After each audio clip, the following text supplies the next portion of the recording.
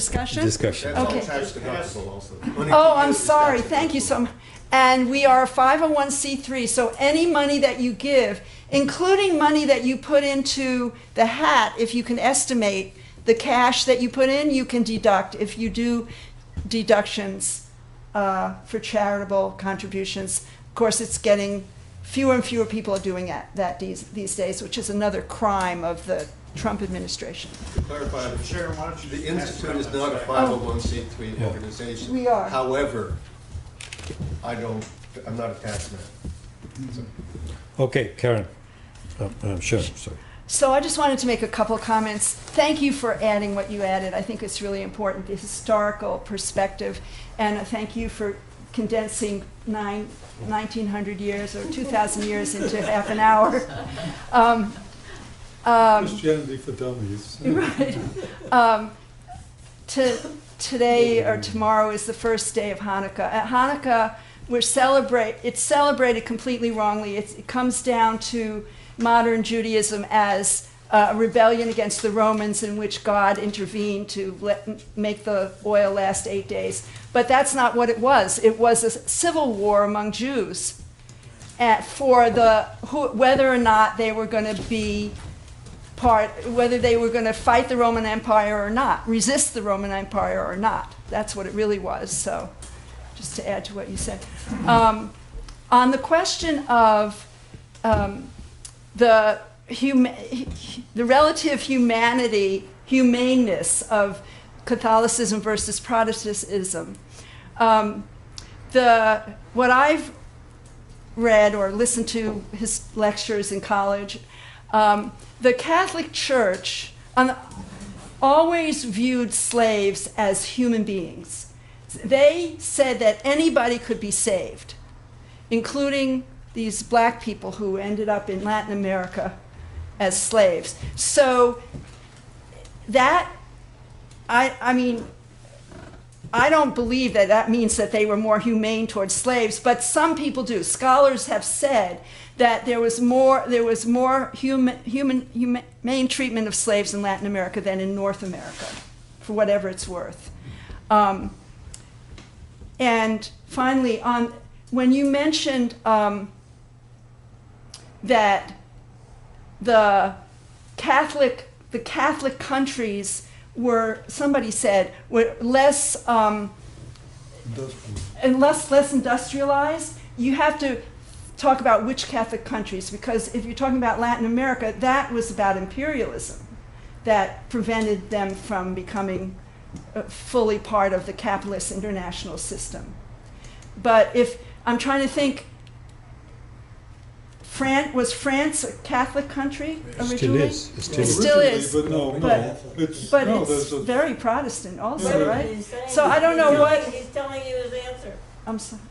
I don't know. I just looked. Good answer. It's Huguenots. I think of Huguenots. kind of 80% when I last looked Roman Catholic. So I don't know whether that statement about the Catholicism held back the development of capitalism. I don't know if that's true. I'm just saying it's very nuanced. It's other factors involved. And finally, I want to say that I would like to know more about other religions around the world and the role they played. I don't know anything about Hinduism, and I'm sorry to say, and I'd like to. So maybe we could, continue this study more broadly. Yeah. When I talk on caste system, I will try to address that. I think Steve goes next. Yeah, Richard, thank you for your presentation. I have a question and I have an answer. How do we know Jesus was Jewish? He went into his father's business. Anyway, 20 years ago when we had the uprising protest against the World Trade Organization, the WTO, a lot of us would say that the WTO, the World Bank and the International Monetary Fund paved the way, were like missionaries for corporate America. In the same way, I don't know, I think it was maybe about 10 or 15 years ago, there was a woman here at the I think it was the library. It could have been somewhere else. I forgot. But her parents were missionaries, and she wrote a book about how her. She was from LA, and there's some big building in LA, a major library, where all the languages throughout the world of indigenous people were recorded on this little disc. It was kind of a cheap kind of contraption where the message of Jesus was there in their languages. And these missionaries, armed with these recordings, went all over the world, the Amazon, everywhere, and paved the way for deforestation, mining companies, and oil companies in the same way. Also, I mean, there's so much hypocrisy. Juniper Cerro mission in Monterey, who enslaved, murdered, and exploited Native Americans, was given sainthood. Yeah, and also the molestation charges of all the priests hasn't helped their cause. Okay. Who's next? Rich. So I want to make a brief comment on what we're talking about right now, and then Speak up. I remembered my second thing I wanted to talk about just for a second, and that is I've heard this the idea, whatever, that one thing about the Catholic Church, wherever they go, Latin America, Mexico, here, wherever, whatever colony for whomever, whichever country they're represented at the moment, the one thing they're really good at is adapting to the local culture. And what's her name? The woman on the on the thing where images burned on the. I can't remember her name. I think you just said it. Are you still talking? The question is the name of this person we all know, Lady Guadalupe, the Virgin of Guadalupe. That was one. That was a long time myth or religious thing of the native, I'll say Americans because it's America,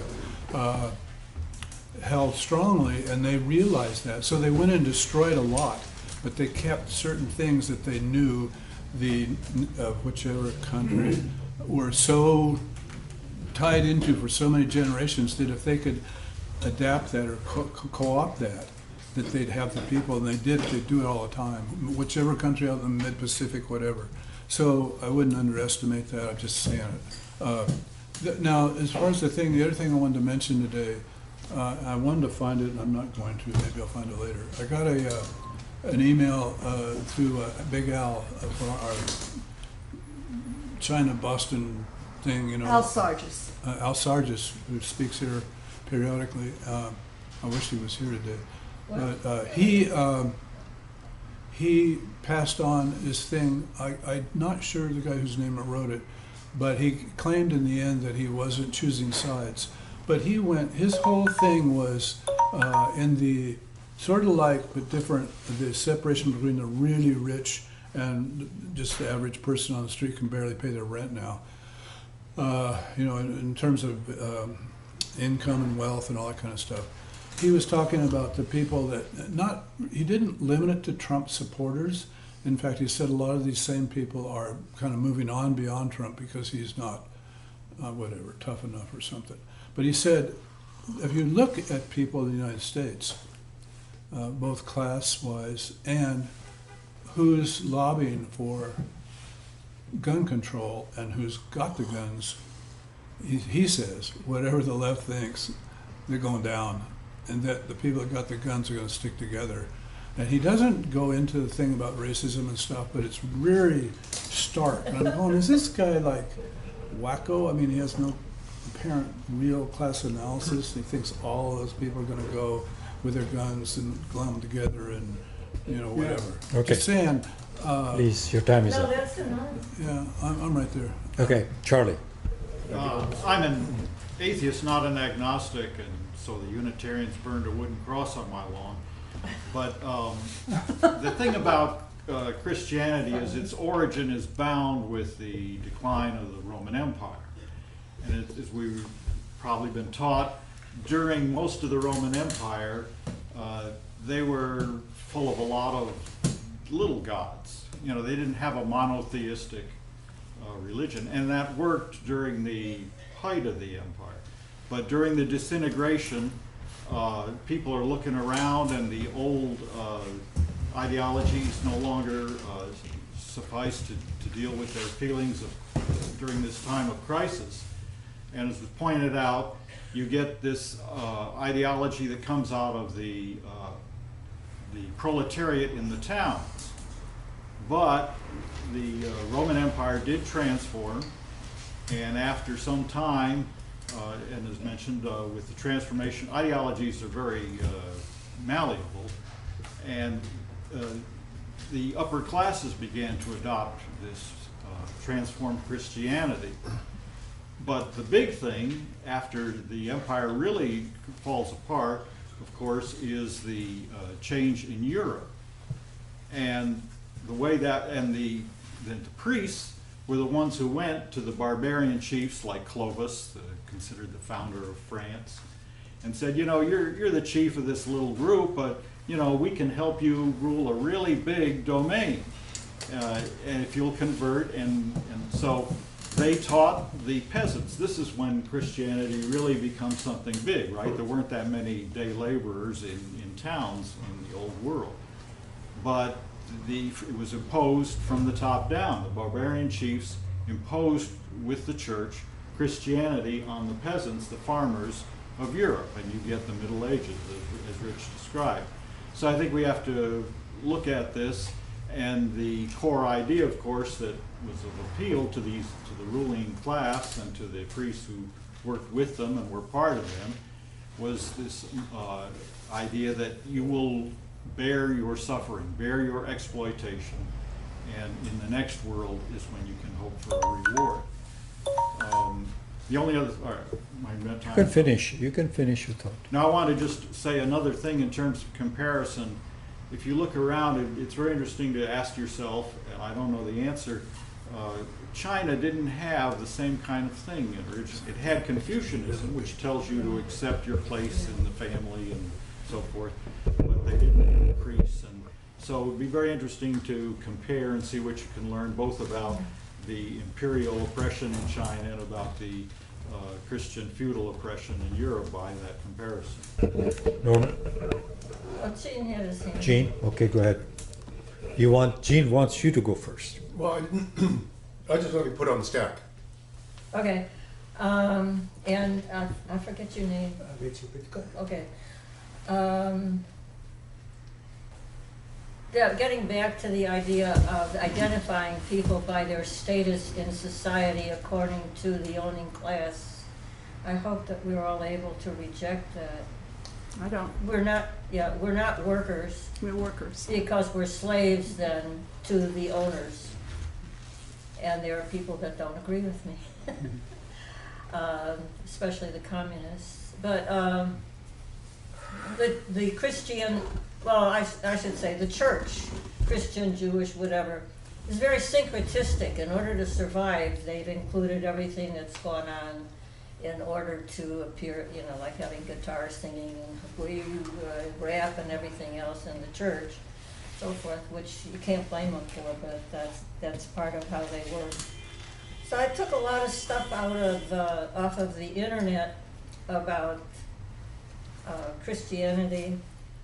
A couple of the things that I put in by myself are, I've sung Christian carols for about 75 years. How I managed to do that, I don't know, but it's probably because oh, holy night, the stars are brightly shining. It is the night of our dear Savior's birth. Long lay the world in sin and error pining till he appeared and the soul felt its worth. A thrill of hope, the weary world rejoices, for yonder breaks a new and glorious morn.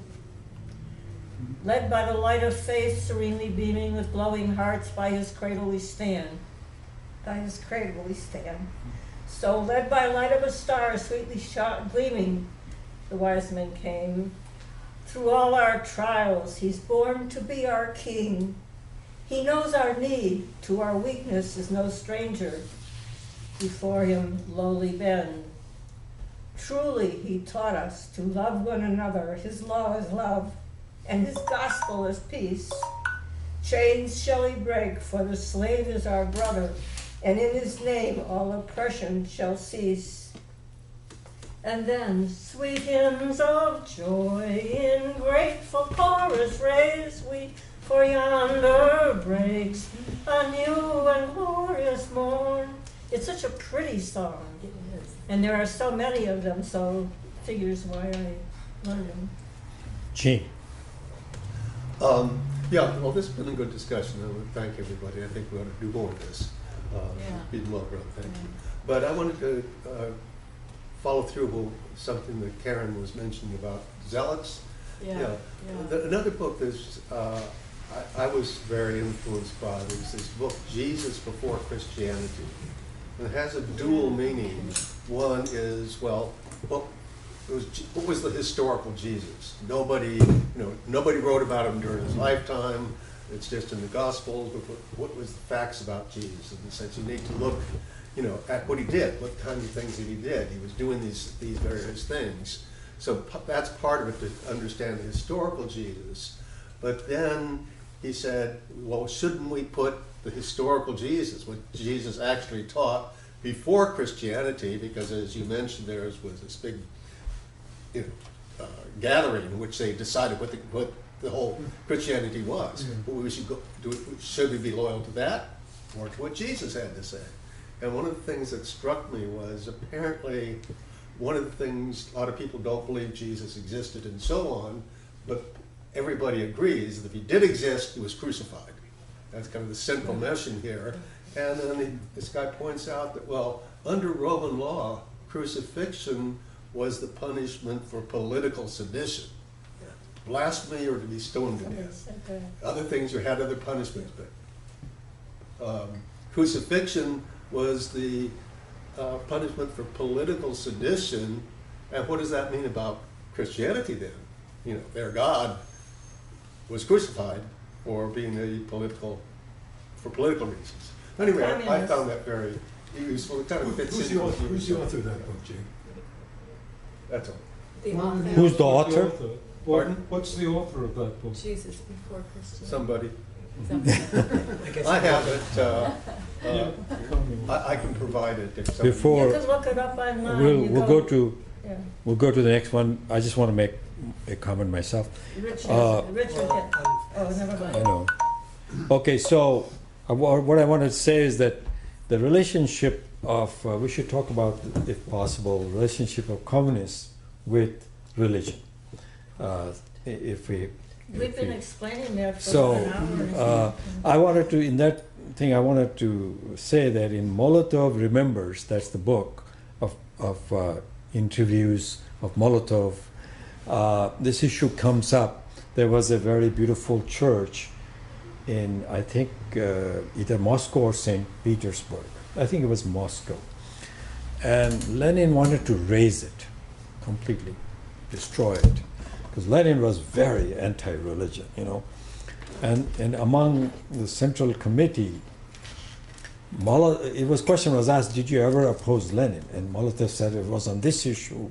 He and Stalin said we should not raise it down because it's a beautiful thing, it's a reflection of another time, not because we support religion.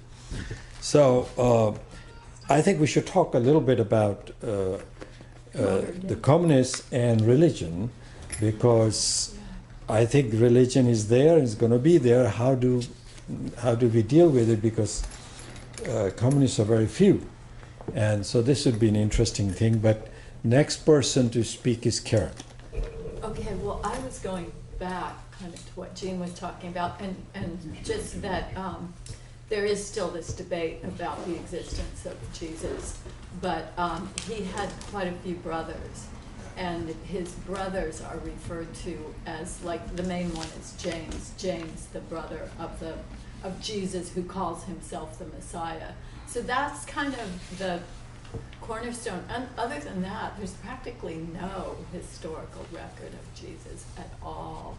But let's see, there was something else I forgot now. What else I wanted to say? I have another comment. I know Richard has his hand up, but. Yeah, I know. I'll take care of that. Yeah. I think you were good. No. No, I'm passing. You're done? Okay, so Norma, you have come. Just that by the music, shall we know them, the glory that they're talking about is such a thrill. Did you ever listen to the Messiah? I mean, I did. I spent 3 hours. And it's so exalting, sitting there in the chair. It feels so good to be together with people in glory. How is it resistible? It's not able to be resisted. And that's, of course, the way we would like to preach communism. Okay. Rich, you wanted to say it? Your hand was up? Yes? Got two things on my mind, and the one I wanted to right now, I can't remember. I guess I do want to, just briefly, Charlie stole my thunder there, but mentioning China, and I appreciate that. But the thing that really, I guess it's from these same things from Al, like 3/4 of the messages are about China. And I guess the expression is socialism with Chinese characteristics or something. And I don't know what that means. I mean, I'm always trying to figure it out. I'm always interested in, what whoever thinks it means. And so one thing I know is, and also somebody said Confucius, and I'm not sure, the history of the culture, or the long history of China, 5,000 years at least, is really different than ours in many ways. And even when there's some parallels between Confucius laws or whatever and our own history, but my point is that I think this whole question of Christianity in our case, which obviously has a big impact on our culture over the last 200, 300, 400 years, is that, and I know Marx's father's family were Jewish, I think. Then when they moved to a new town or whatever, they changed to one variation of Christianity. And I think Marx, when he moved on, whenever he became a clear atheist, I don't know if he went through all those phases, but the point is, I guess, that, and I think this has been said in different ways so far, is that I think our whole idea of like things like thou shalt not kill and all that stuff comes along, and the idea that we have to struggle for what we believe in, that's brought along through the Jewish tradition, the Christian tradition, and every other religion somewhere along the line. They have people advocating, or whatever you want to call it. So I think we need a better. I'm really glad we're talking about this today. And Kit almost came because of the topic, and then she didn't. And the last thing I wanted to say, just as a brief remark on the whole thing about Christians and Marxism, is I remember Thomas Borge was the Minister of Interior of the Sandinistas, and his favorite pastime in his travels around Nicaragua before '79 and after, till he died, was collecting Christian crosses from every peasant he ran into that had one, a homemade one, or anyone that was different, or anyone, I think. And he did that consciously. I don't know the whole story of his politics, ideology, but he did that to show the peasants of Nicaragua, who were raised in a Catholic culture, pretty much, that he was really interested in their lives and what they believed and what they wanted and needed. And this was one way to break that, to overcome the specter of communism, of he being one of the more communist of the Sandinistas, I think, and trying to get together with them so they would be able to understand each other and deal with what the peasants really needed. So I always respected that, and it sort of tempered my atheistic, your time is up. critical view of the communists. That you can, Tony, a lot of different opinions. Yeah, Tony, you're next.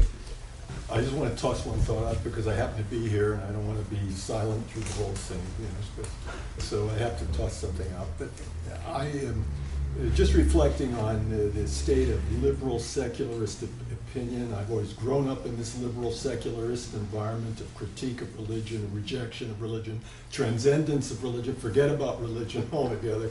And of course there is the attraction that workers and workers and their milieu can be appealed to, even though there are oceans of religious disagreement, between the participants. One can transcend it, forget about the discussion, etc., and achieve great things, no doubt. So that's the attraction. And what goes with that is the idea that religion is fading away in secular society. People get hip to various things, science and other influences, cause people to reject religion, or there's just, I don't know, there's just a general tendency toward secularization. We see it very strongly in Europe and in the United States even, although the United States may be much more religious than Europe, of course. But it is not fading away. And as a matter of fact, it is becoming armed with nuclear weapons in a way that we haven't seen in my lifetime. So we have very, very powerful states now that are rendered powerful because of their nuclear weapons. It wouldn't be powerful otherwise. Israel, I'm thinking of, in the Middle East. And then I'm thinking of all the other candidates for nuclear weapons. And these are, I'm thinking of Saudi Arabia, could have nuclear weapons any day now. Pakistan, India. And we're talking about people who are imbued with a religious zealotry and fanaticism that is out of this world by anything in our historical experience up to this time, armed with nuclear weapons. And in the back of their mind, there's always this implicit Samson option, as Seymour Hersh likes to put it in his famous book of that title, that if they're going to go under in some nuclear war, they're going to bring down the whole world. Bring down the whole world with them. So it strikes me that the discussion of religion in our period is at its most menacing and horrifying. So with that note, I guess I didn't leave them laughing, but with that note. Before anybody else, do you want to comment in any of this, or no, you're the speaker? Okay, so Jerry's next. Did you want to? Yes. I'm materialist, but I just can't care if the baby Jesus ever existed or not. That's not the material. The material is that people had ideas of Christianity and of Judaism and of one God and stuff like that, and how that affected us. And that's what I care about in talking about religion. Also, it seems like it's easy, I do it. We talk like, we just come here as natural. We just sit here naturally. We came from the apes, but there's nothing else that goes on. And there's this historical event that left us able to think the way we are. And Christianity had a big effect in that. The Judeo-Christian movement had a big effect in that. Sure. Well, I want to thank you for bringing that reality into the discussion. Let's see. I'm sorry. I have too many thoughts at the same time.